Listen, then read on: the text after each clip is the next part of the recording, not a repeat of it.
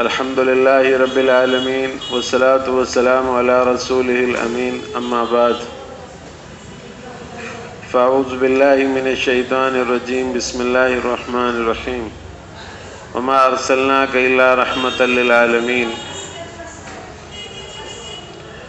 میرے بھائیوں، اللہ تبارک و تعالیٰ فرماتا ہے میں نے اپنے رسول کو تمام انسانوں کے لیے ہی نہیں پورے عالم کے لیے رحمت بنا کر بھیجا۔ کسی کی ادنا سے ادنا تکلیف رسول اللہ صلی اللہ علیہ وسلم کو گوارا نہ تھی،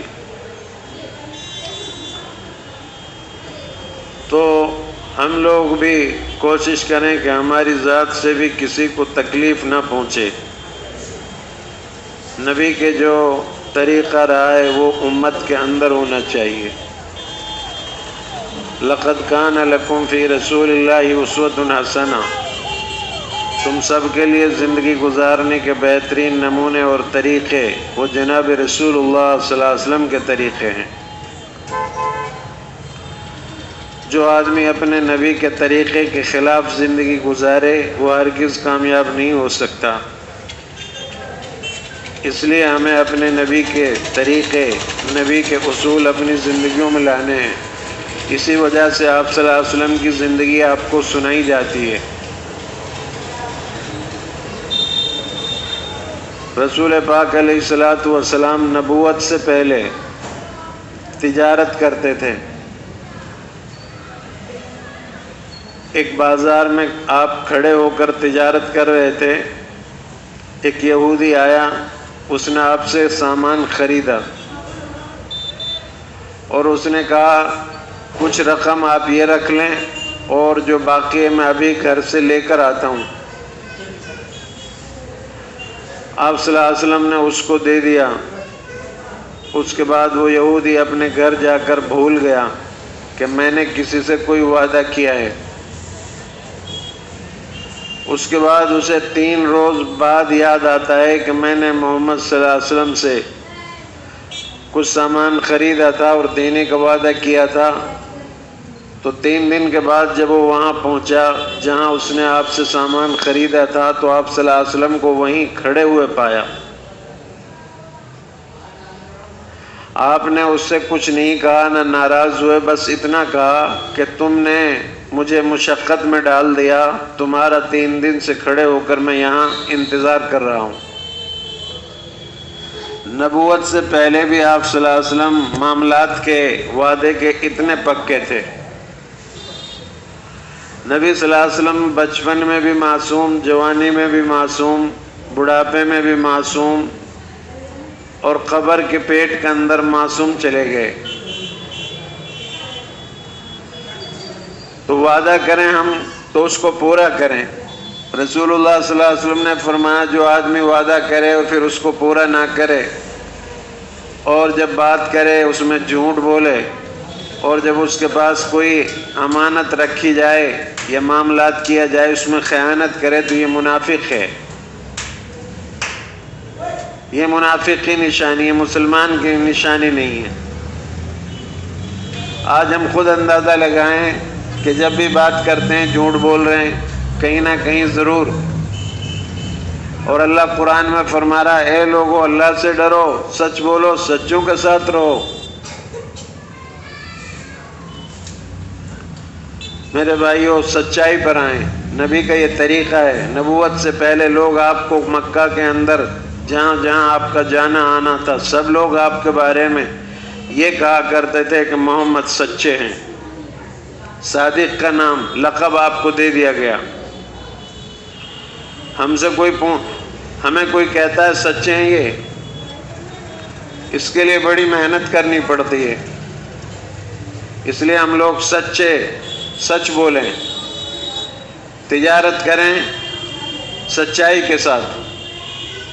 نبی صلی اللہ علیہ وسلم نے فرمایا جو آدمی تجارت کرے اور ایمانداری اور سچائی کے ساتھ تو قیامت کے روز یہ تاجر نبیوں کے ساتھ، شہداء کے ساتھ اٹھایا جائے گا۔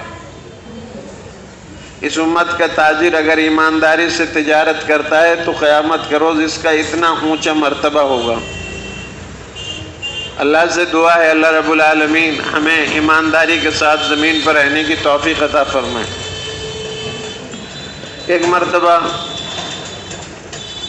حرم کو دوبارہ تعمیر کرنے کی ضرورت پیش آئی۔ آپ صلی اللہ علیہ وسلم ابھی بچے ہیں، تو تعمیر ہو گئی حرم کی۔ اب اس میں حجر اسود کا جو پتھر ہے اس کو رکھنے کا وقت آیا، تو اس پر مکہ کے سرداروں میں آپس میں لڑائی ٹھن گئی۔ ہر قبیلہ اور ہر آدمی یہ چاہتا تھا کہ حجر اسود کو بیت اللہ میں اپنے ہاتھ سے رکھوں۔ یہ بڑے فخر کی بات تھی۔ چنانچہ آپس میں لڑائی ہونے والی تھی، تو ایک بوڑھا آدمی کھڑے ہوا، اس نے کہا کہ ایسا ہے، جو آدمی کل حرم میں سب سے پہلے آئے گا وہ اس حجر اسود کو بیت اللہ میں رکھے گا، جو وہ فیصلہ کرے گا اس کو مانیں گے۔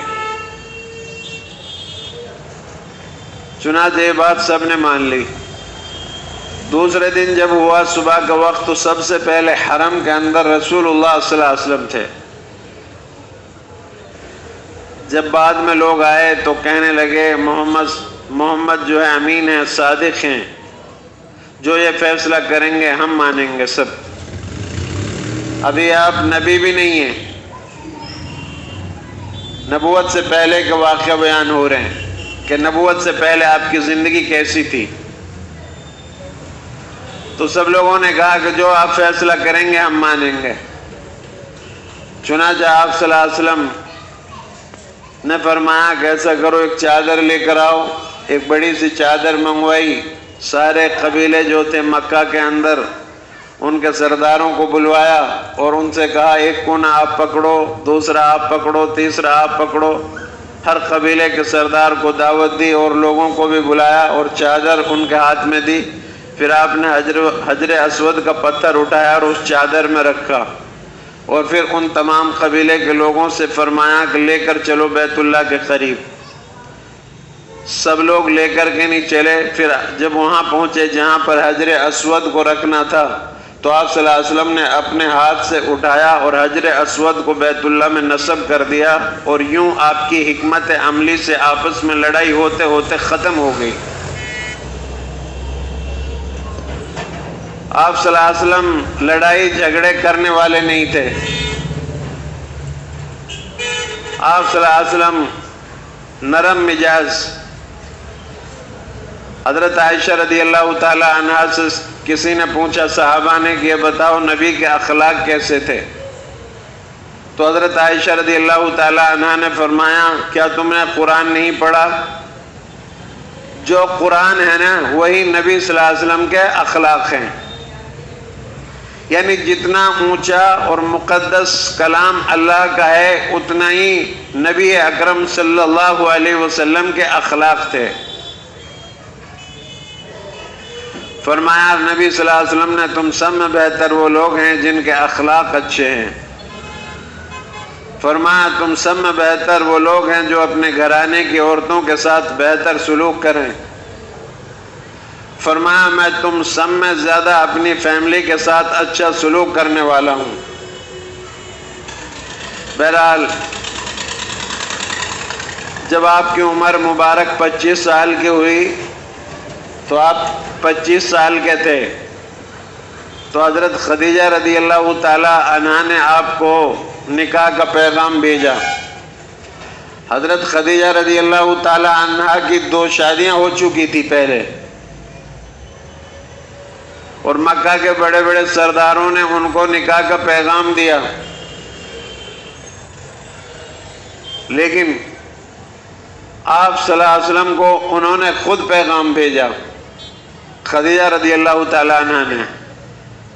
آپ صلی اللہ علیہ وسلم 25 سال کے ہیں، حضرت خدیجہ 40 سال کی ہیں، اور آپ کے لیے مکہ کی خوبصورت سے خوبصورت لڑکی ملنے کے لیے تیار ہے، چونکہ آپ خاندانی اعتبار سے بہت اعلیٰ خاندان کے تھے۔ لوگ کہتے ہیں کہ اس لڑکی کی عمر زیادہ ہے اس لیے میں اس سے شادی نہیں کروں گا. اسلام میں ایسا نہیں ہے. اگر لڑکی کی عمر زیادہ ہے تو بھی شادی ہو سکتی، نکاح ہو سکتا ہے. یہ دوسرے مذہبوں میں ہو سکتا ہے، اسلام میں نہیں ہے. آپ صلی اللہ علیہ وسلم نے کر کے دکھایا. آپ 25 سال کے ہیں، حضرت خدیجہ 40 سال کی ہیں، 2 شادی پہلے بھی ہو چکی ہیں. ہم کیا آپ صلی اللہ علیہ وسلم سے بھی درجے میں بڑھ چکے ہیں کیا؟ بیواؤں سے کوئی نکاح کرنے کے لیے آج تیار نہیں ہے.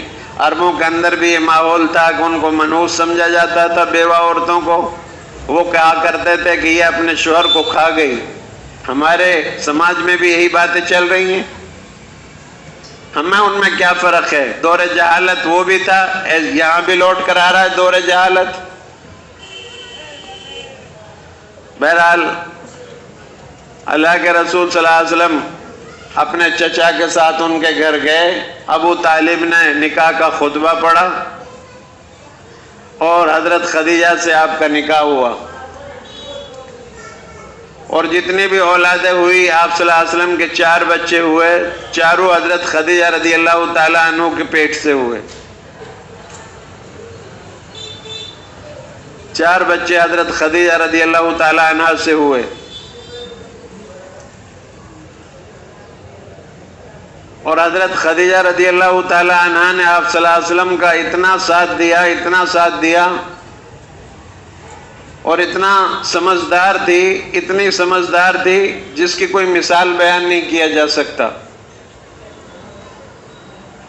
جب بھی کوئی مصیبت آئی، جب بھی کوئی پریشانی آئی، جب بھی کوئی پرابلم آئی آپ صلی اللہ علیہ وسلم کو، تو انہوں نے آپ کو سمجھایا. جو زیادہ عمر کی عورتیں ہوتی ہیں، بیوہ ہوتی ہیں، ان کو تجربہ زیادہ ہوتا ہے.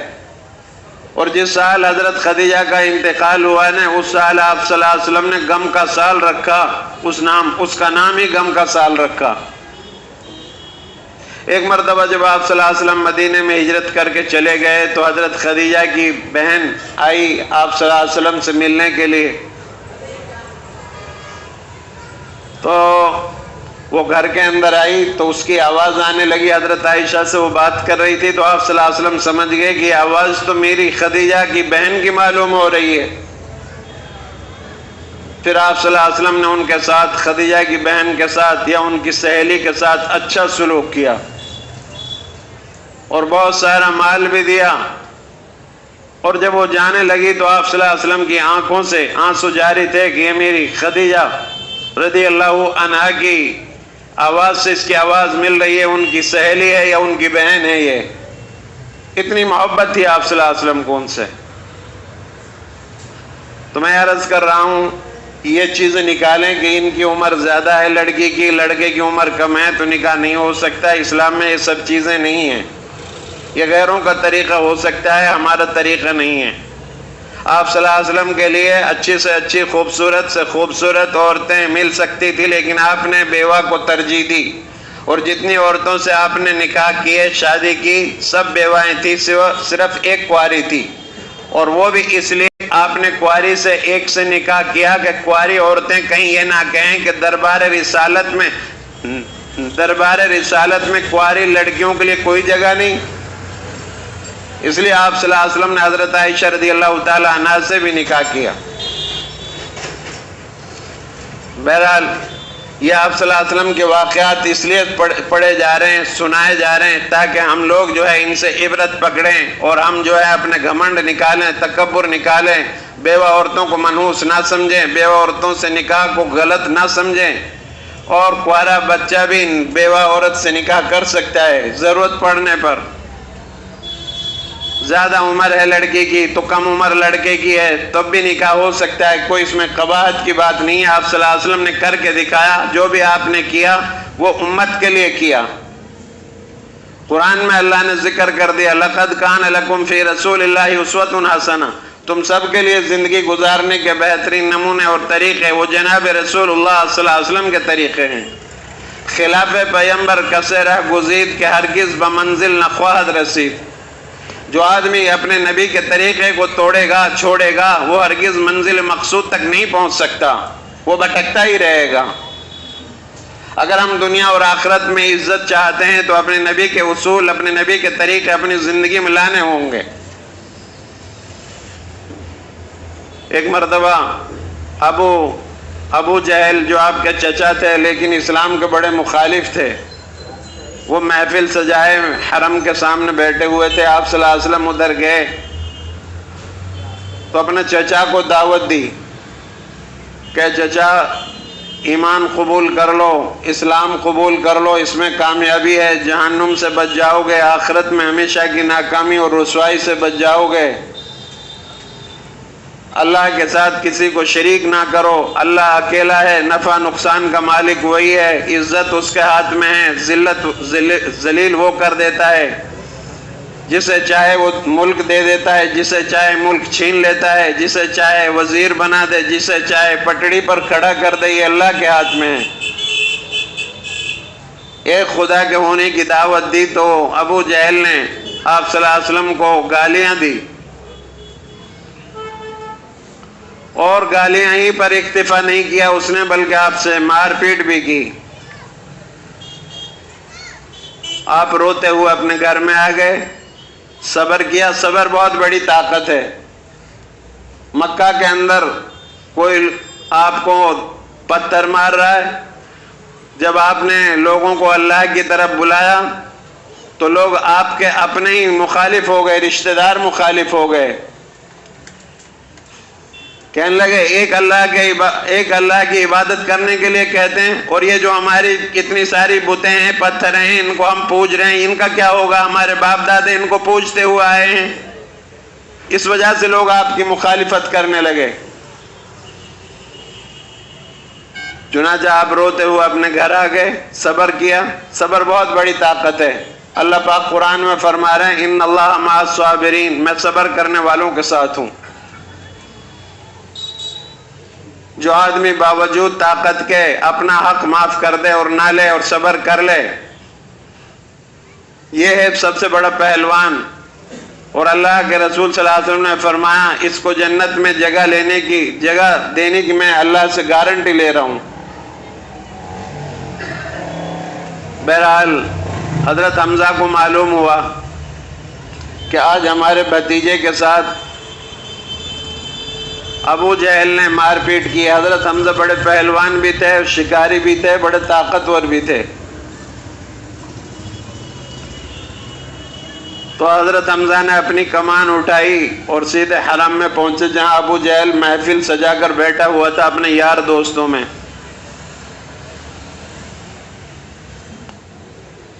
حرم کے سامنے ان کی محفل لگتی تھی، بڑا سردار تھا، بڑی بات چلتی تھی اس کی مکہ کے اندر۔ لیکن حضرت حمزہ بہت پہلوان تھا، بڑا طاقتور، اللہ نے ان کو طاقت عطا فرمائی۔ حضرت حمزہ کو معلوم ہوا کہ میرے بھتیجے کے ساتھ انہوں نے ایسا کیا ہے، تو فوراً اس کے پاس پہنچے اور سر میں وہ چوٹ ماری کمان سے جس سے ابو جہل خود زخمی ہو گیا، اور کہا کہ ابو جہل تو کیا سمجھتا ہے، ہمارا بھتیجا یتیم ہے، میں اس کا حمایتی ہوں۔ اللہ جب کام لیتا ہے نا، مکڑی کے جالے سے بھی لے سکتا ہے، چھوٹی چھوٹی پرندے اور چھوٹے چھوٹے جانوروں سے بھی لے سکتا ہے۔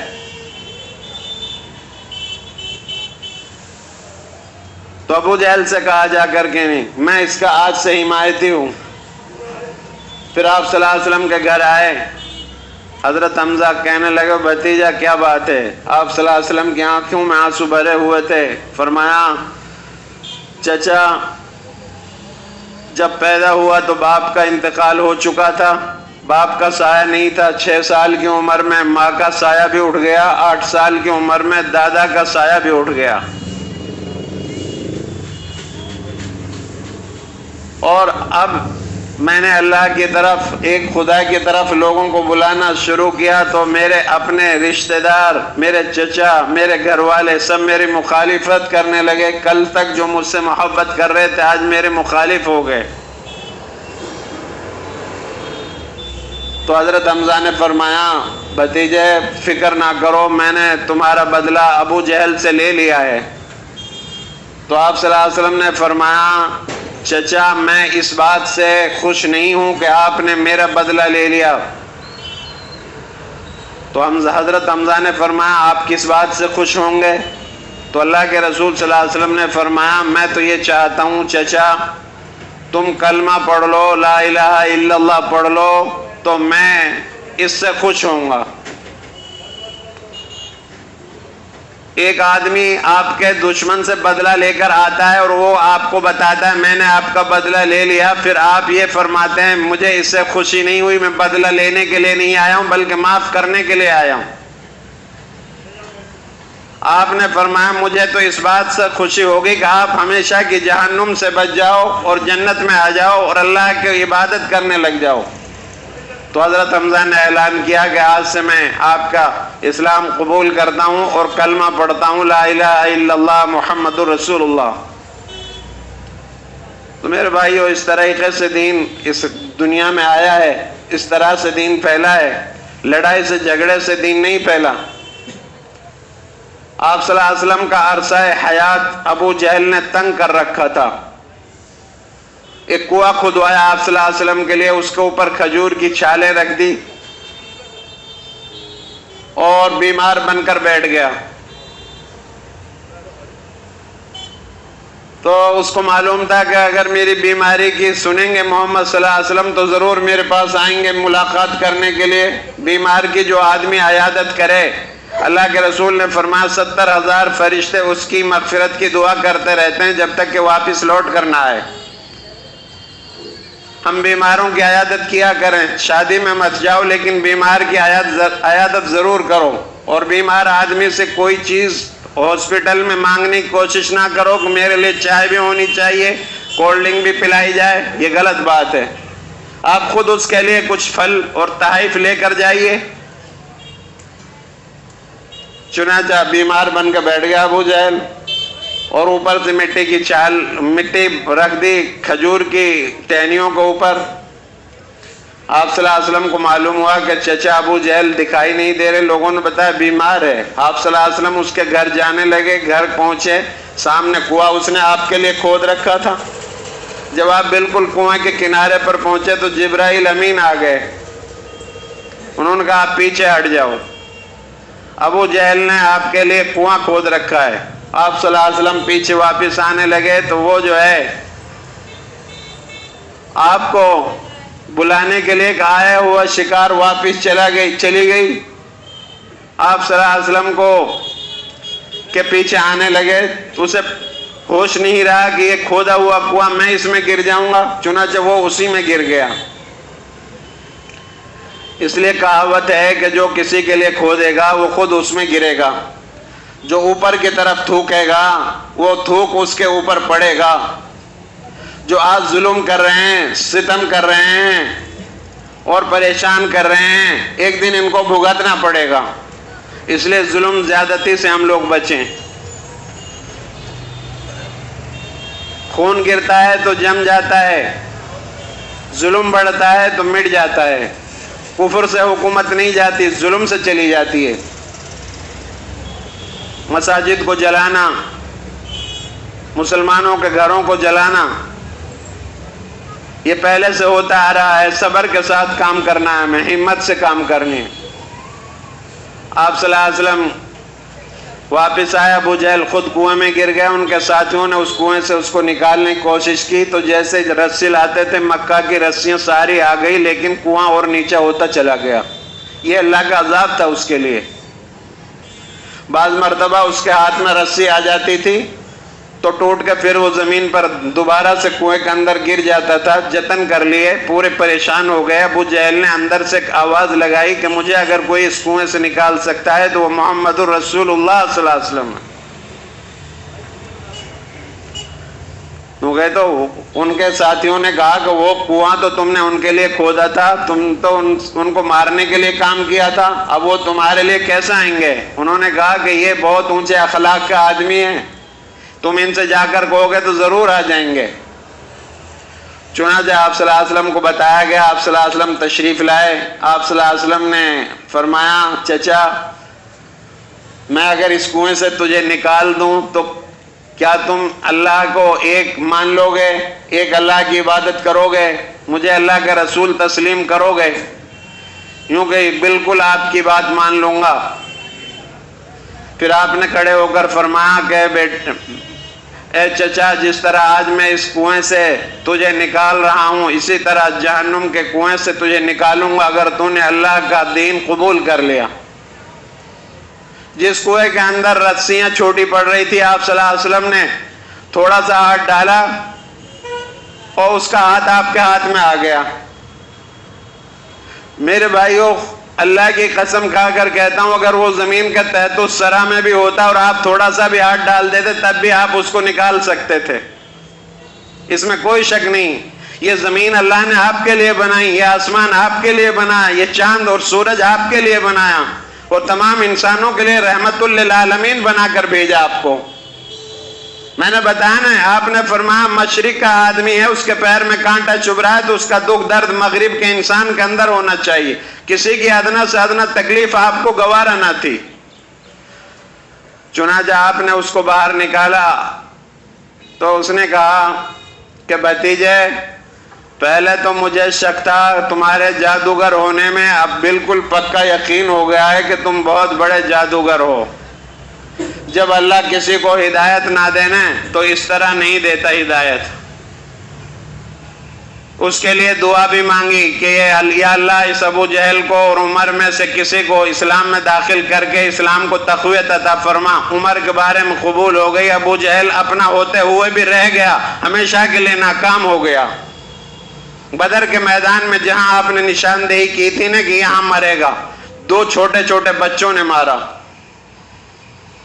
بہرحال ہم اپنے نبی کے اصولوں پر چلیں، صبر کریں اور دین پر چلیں، سلام کو عام کریں، صبح شام اللہ کا ذکر کریں، قرآن مجید کی تلاوت کریں۔ ہمارے نوجوان بچے جوا، شراب، بیڑی، سگریٹ، پان، حقہ، ان تمام برائیوں سے بچیں، نمازوں کی پابندی کریں اور ایسے وقت میں نمازیں ادا کریں جب لوگ سو رہے ہوں۔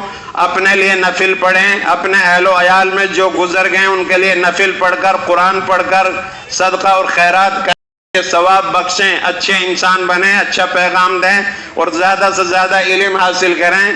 علم ہتھیار ہے آپ کے پاس بہت بڑا۔ ہاتھی طاقتور ہے، اونٹ آپ سے زیادہ طاقتور ہے، لیکن آپ کو طاقتور کیوں بنایا؟ فرشتوں سے بھی سجدہ کیوں کرایا؟ چونکہ آپ کے پاس علم ہے۔ آپ کو علم سے انسان بڑا بنتا ہے۔ ہر چیز تقسیم ہو سکتی ہے لیکن علم تقسیم نہیں ہو سکتا۔ اب زیادہ سے زیادہ علم حاصل کریں۔ وآخر دعوانا ان الحمدللہ رب العالمین۔ یہاں سے آگے آئندہ جمعے میں بیان کروں گا۔ اللہ ہم سب کو عمل کی توفیق عطا فرمائے۔